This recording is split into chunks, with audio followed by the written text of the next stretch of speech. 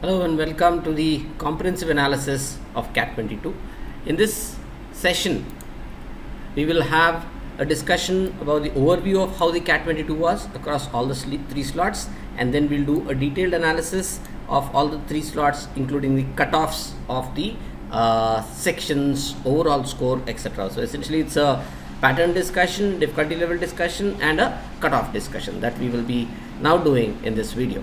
Alright, so let's start off with the overview. Now, the pattern of the CAT exam was similar to the CAT exam of last year, meaning CAT 22 and CAT 21 had the same number of questions, a total of 66 questions. So 22 in Quant, 20 in DILR, and 24 in English. Out of those 24, 16 are from RC and 8 are from verbal ability. And in terms of the number of non-MCQs, 3 were from verbal ability, 6 were from DILR, and 8 were from Quant, right? So there has been a slight reduction in terms of the number of MCQs overall, but the total number of questions remain the same, and the breakup of the questions per section, not just per section and within a section, per this sub area. For example, the VA sub area had 8 questions last year. It now had 16 questions, 8 and 16, the same breakup this year and last year too, right? So that is as far as the pattern goes, and all of you know that the marking is +3 -1, +3 for every right answer, -1 for every wrong answer, which is for an MCQ. If it's for an MCQ, then you'll get a -1 penalty, and if it's for a non-MCQ, then the penalty is 0, right? As most of you know. Now, moving on to the individual sections. In VARC, the reading comprehension questions, which we said were 16 in number, the 16 were from 4 passages of 4 questions each. Now, this is again similar to the exact breakup that we had in CAT 21. Now, moving to verbal ability also had 8 questions this year. 3 questions from para summary and 3 questions from para formation were similar to what was seen in CAT 21. However, in CAT 22, the 2 questions that were there from odd man out in CAT 21, they were replaced by what can be called as sentence placement questions. Now, what is this question? This question is where a sentence is given and 4 different locations of a passage of a paragraph are given. A paragraph is given with 4 different locations marked, and we need to decide which of these 4 locations can this given sentence be placed in, right? And placing that would obviously need to continue the meaning in the sense that the existing paragraph has, right? So that is the task. So not a very difficult question type, and thankfully the difficulty level of the questions also was not on the very higher side. So therefore, net it was a pleasant surprise overall for students to get this new question type instead of odd man out, which can be termed as difficult by some students, in fact by many students, right? A para formation could be an easier one to do than odd man out, because 2 sentences may seem to be let's say either staying in or staying out, and deciding between those 2 questions was becoming tough in the odd man out questions, right? And only these 3 questions, the 3 para formation questions, were non-MCQs. All the other questions were MCQs, right? That is as far as the structure of VRC goes. As far as difficulty level goes, out of the 4 passages, one of the passages was difficult to read across all the 3 sections, and the remaining 4 passages were relatively easier to read and easier to answer. It has also been felt that the 3rd slot, the difficulty level of the passages was relatively lesser compared to the other 2 sets, right? As far as the verbal ability goes, I think the difficulty level overall, as far as the feedback that we have received, the overall difficulty level seems to be more or less similar across all the slots. Moving on to DILR. In DILR, again the structure in terms of whether it is a DI or a LR. So this DI can actually said DI or LR. This LR can actually be said LR or DI, meaning no clear line that people can draw if it's a DI and LR in some cases, right? In some cases, one can clearly say and identify that yes, this is the DI passage or this is an LR passage. Because of quant-based reasoning also coming in, drawing that line has become difficult. Now, this year we had 4 passages of 5 questions each, whereas last year we had 2 passages of 6 questions and 2 passages of 4 questions. Now, this equal number of questions across sets kind of removed a big task for the students. What is that? Which set should I start with? Should I start with the 6 question set, or should I start with the 4 question set, right? Now, that is not a task anymore. Now, one needs to only use their comfort with the kind of data that is there in each of those sets and jump into any set and try and solve that, right? So with that one parameter of set selection taken out, one had to therefore rely on their level of practice and comfort level to decide the sets. Now talking about the difficulty level of these, now but for the first slot, the second slot and the third slot seem to have one doable set mostly, right? Whereas in the first slot, the definitely doable set was broadly absent, right?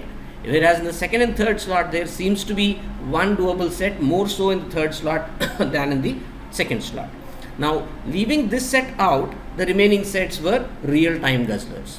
So people who have got into the remaining sets, they should have tried to jump out of those sets as quickly as possible, so that if they had already by that time not attempted this doable set, they should have been on the lookout to identify such a doable set and spend their time there instead of investing their time in these tougher undoable sets, so to say, undoable in the exam conditions, right?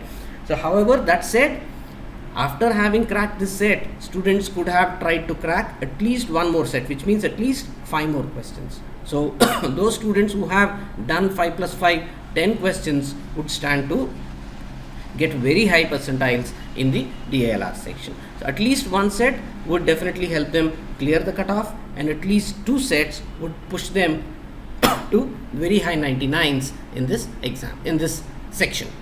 Moving on to Quant.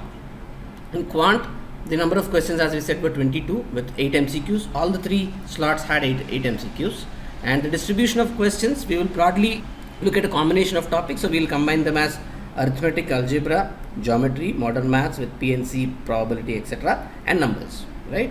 Now the variation is not very high across topics. So 8 to 10 here is the variation. 8 questions in one slot, 9 in another, and 10 in another.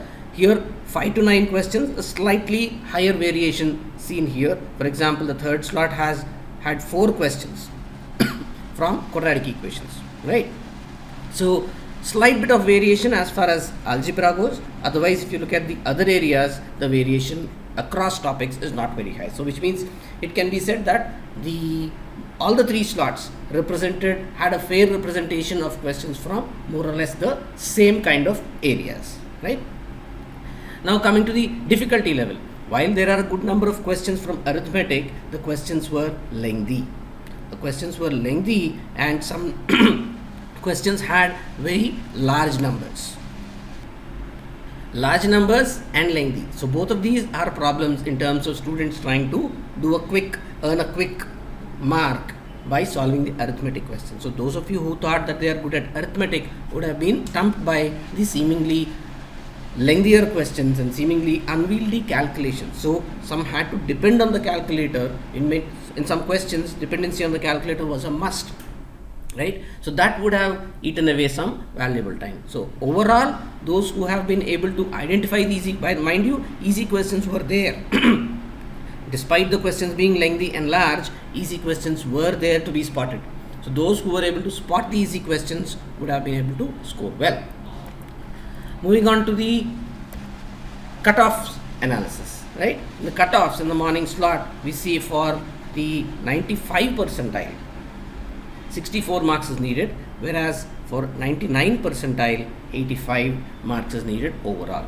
Now, if you look at the evening slot, 63 and 84. So it was 64 and 85. It slightly came down to 63 and 84 in the afternoon slot.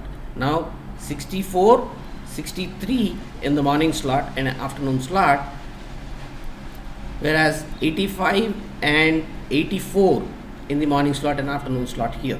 So if you look at this, so one can say that the higher cutoffs in the evening slot, while the difference is not very high, 64 to 66 just 2 marks, 85 to 88 just 3 marks, or 84 to 88 just 4 marks, and 63 to 66 3 marks. So 3 marks here and 4 marks here. So the difference is not very, very high. So however, if one has to say that, hey, what is the easiest slot or what is the toughest slot, then one can say, with a pinch of salt obviously, that it seems to be that the evening slot is relatively easier one. Definitely not the easiest one for sure, right?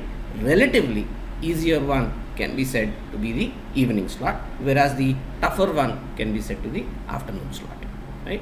So however, despite all the discussion on the difficulty level, toughness, cutoffs, etc., the score needed to score 99, the marks needed to score a 99 percentile is only 80, a higher 88 on the higher side. So even if you say that this is 90, this is less than 50% of the maximum marks possible. So those targeting a 50% score would have done well. Those who have pushed themselves to score much higher, trying to answer all the questions, that may have backfired for some people. So having a sensible goal in terms of, okay, what is it that is needed to crack the CAT? A score of more than 99 percentile. What is needed to get a score of 99 percentile? Around 50% of the score, right? Which means I need to only answer half the number of questions. So which means the big discussion on 120 minutes for 66 questions, which means less than 1 minute per question, that is incorrect. Sorry, less than 2 minutes per question, that is incorrect. Why?